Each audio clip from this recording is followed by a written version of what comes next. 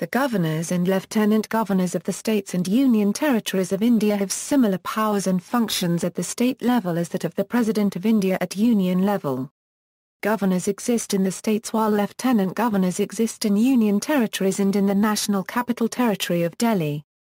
Governor acts as the nominal head, whereas the real power lies in the hand of the chief ministers of the states and the Chief Minister's Council of Ministers. In India, a lieutenant governor is in charge of a union territory. However, the rank is present only in the union territories of Andaman and Nicobar Islands, Delhi and Puducherry. However, the governor of Punjab acts as the administrator of Chandigarh. Lieutenant governors hold the same rank as a governor of a state in the list of precedence. The governors and lieutenant governors are appointed by the president for a term of 5 years. Selection process, qualifications. Article 157 and Article 158 of the Constitution of India specify eligibility requirements for the post of governor. They are as follows: a governor must be a citizen of India, be at least 34 years old, not be a member of the either House of the Parliament or House of the State Legislature, not hold any other office of profit.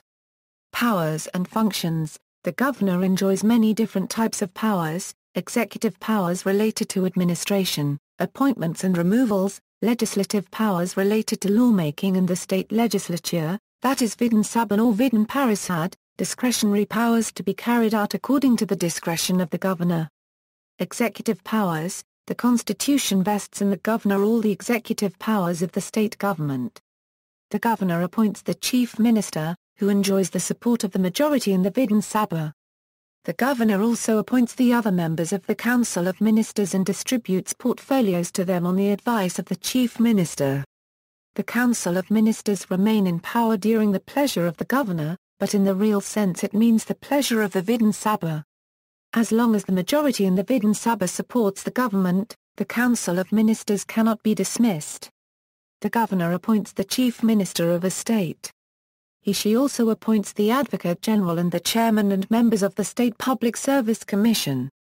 The President consults the Governor in the appointment of judges of the High Courts and the Governor appoints the judges of the District Courts. All administrations are carried on his name. He/she also has the power to appoint staff for his tenure in Class 1 and Class 4 as per Constitution of India. Legislative powers. The governor summons the sessions of both houses of the state legislature and prorogues them. The governor can even dissolve the Vidhan Sabha. These powers are formal and the governor while using these powers must act according to the advice of the Council of Ministers headed by the Chief Minister. The governor inaugurates the state legislature by addressing it after the assembly elections and also at the beginning of the first session every year. The governor's address on these occasions generally outlines new policies of the state government. A bill that the state legislature has passed can become a law only after the governor gives assent. The governor can return a bill to the state legislature, if it is not a money bill, for reconsideration. However, if the state legislature sends it back to the governor for the second time, the governor must assent to it. The governor has the power to reserve certain bills for the president.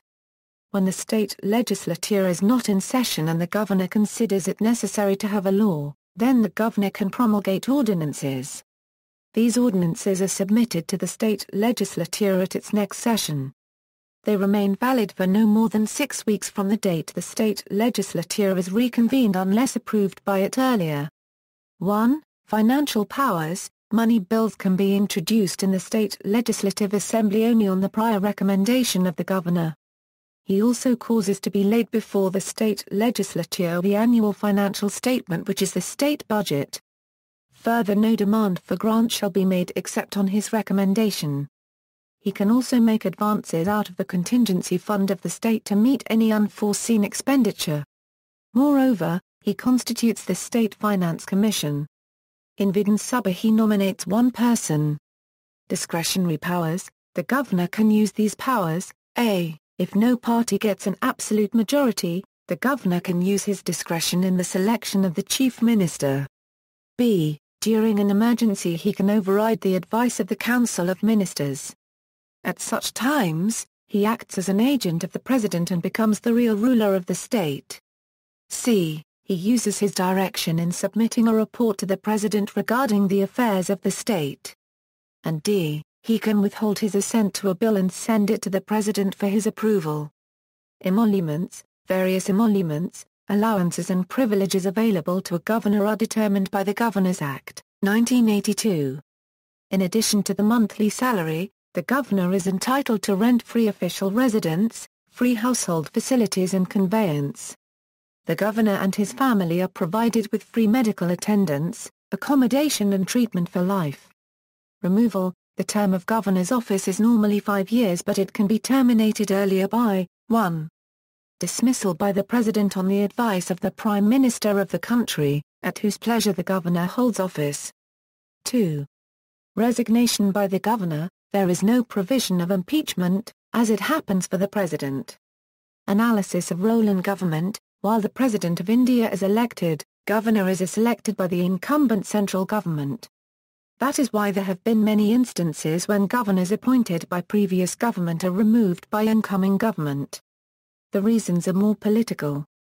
The Supreme Court has ruled that governors need to be given security of term but is generally not adhered to. Political observers have described governorship as plush old age homes wherein the governor does not stay impartial and act against popular state leaders. In 1984, Congressman Ramlal dismissed the N.T. Rama Rao government and allowed Nadindra Bhaskar Rao as Chief Minister of Andhra Pradesh for 31 days. In January 2014, the Central Bureau of Investigation had approached Union Law Ministry under UPA government to record statements of West Bengal Governor M.K. Narayanan and Goa Governor Bharat Vavanchu. Their statements were considered vital as Narayanan was National Security Advisor and Vavanchu was Chief of Special Protection Group at the time of signing of contract with Augustus Land. Their views were also considered before Indian government signed the contract with Augustus Land. However, Union Law Ministry stonewalled CBI probe by rejecting CBI's request to examine them, claiming they had immunity.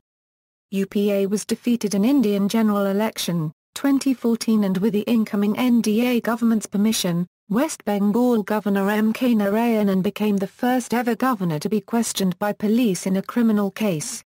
The Central Bureau of Investigation questioned M.K. Narayanan as a witness in 3600 crore 2013 Indian helicopter bribery scandal.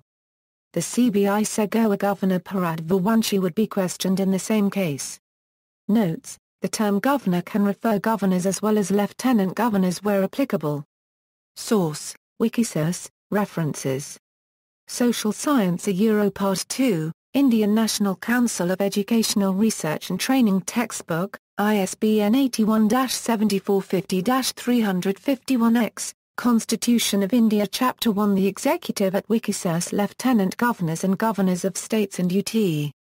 Retrieved April 6, 2013. See also, List of Governors of Indian States, Administrators in British India.